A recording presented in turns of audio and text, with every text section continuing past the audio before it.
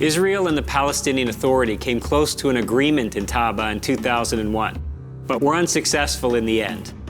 The talks have generally broken down over the issues of final borders and the division of Jerusalem.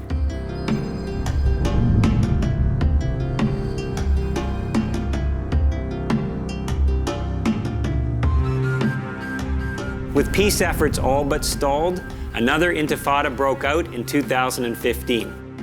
Months of violence ensued, with casualties on both sides, many of them civilian. The major issues, final borders, security, Jerusalem, settlements, and refugees remained unresolved. Each side blames the other for the events of almost 70 years ago that produced the refugee crisis. The Palestinian Authority insists in its negotiations with Israel that both the refugees and their millions of descendants have a right to return to Israel.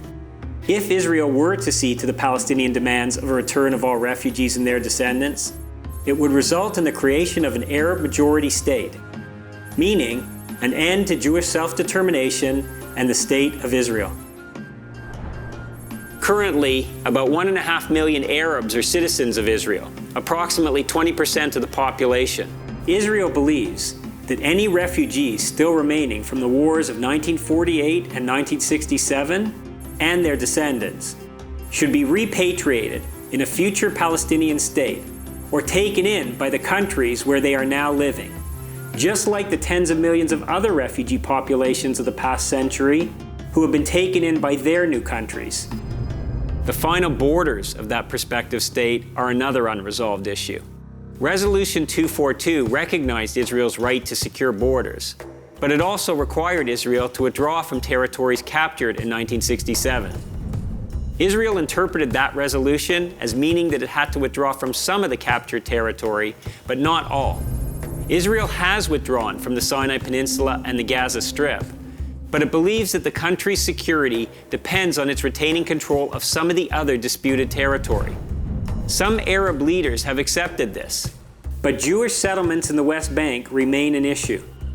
Israel originally established settlements for security purposes and to rebuild the Jewish communities that were destroyed by Arab forces in 1948. But after Israel captured the West Bank, the settlements grew in size and number, partly because of the scarcity of housing near Israel's major cities. Israeli opinion is divided over the settlements.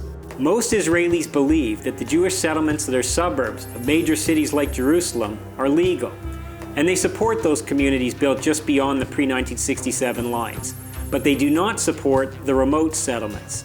Other Israelis believe that Jews have the right to live anywhere in the West Bank, which is the biblical area of Judea and Samaria and the site of many of the most important events in Jewish history and theology. Most Arab and Palestinian leaders hold that the settlements are illegal and an impediment to peace and must be dismantled. One proposed solution for the settlements is land swaps.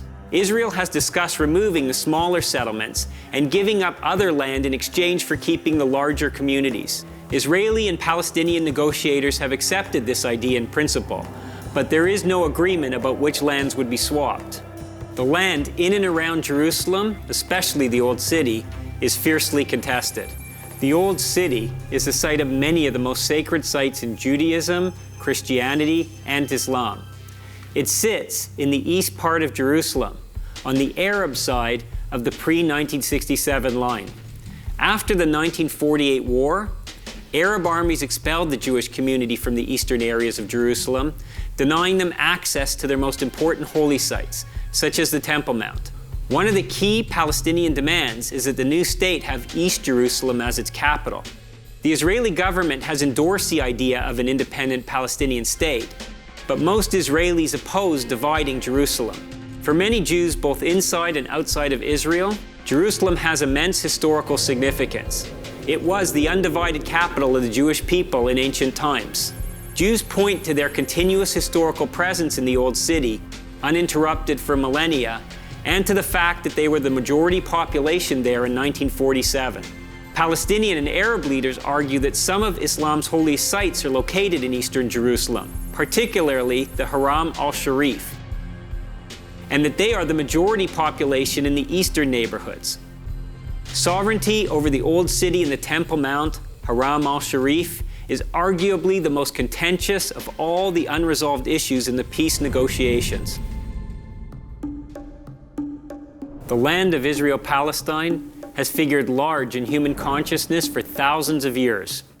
Knowledge and critical thinking are essential to understanding the historical, religious, legal, and political dimensions behind the claims to the land. And they are crucial to appraising the possible solutions to the conflicts over Israel-Palestine. If you would like to explore more hot topics, our companion book is available at major online booksellers. You can also support the production of future For Critical Thinkers videos or download complimentary resources for teachers by visiting forcriticalthinkers.com.